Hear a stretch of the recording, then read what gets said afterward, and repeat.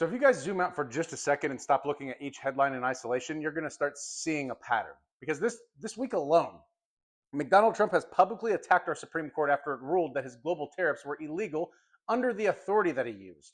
Now, instead of respecting the ruling and saying, fine, I guess we'll go through Congress, the proper way, his response was basically just frustration, blame, and signaling that, well, he's just going to find another route to get to that same outcome.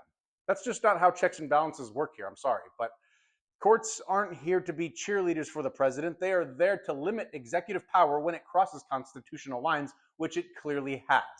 When a president treats a ruling more like an inconvenience instead of a boundary, I believe that matters. And remember, this is just one headline.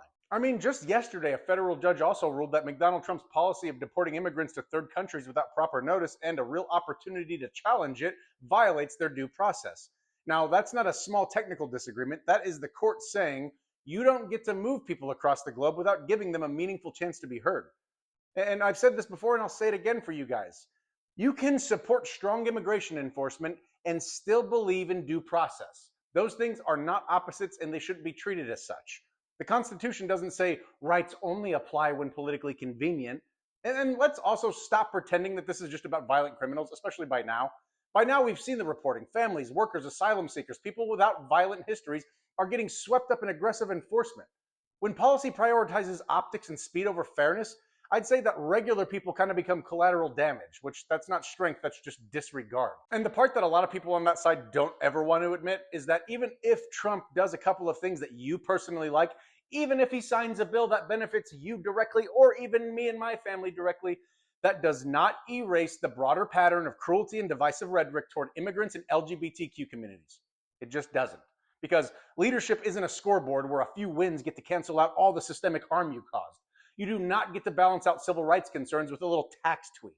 When an administration repeatedly pushes the edge of constitutional limits, attacks institutions that check its power, and then continues to villainize vulnerable groups even after courts push back, that's not just politics. That is his governing style. And whether you love him or hate him, the record of constant legal challenges, constitutional clashes, and human rights scrutiny isn't imaginary. It's being documented right fucking now. It's ongoing. And it's why so many people, including myself, say that this isn't about policy disagreements anymore. It's about what kind of country we're becoming and what kind of person you're going to choose to be and have to sit with and explain to your kids that that's what you fucking supported. Not going to be me.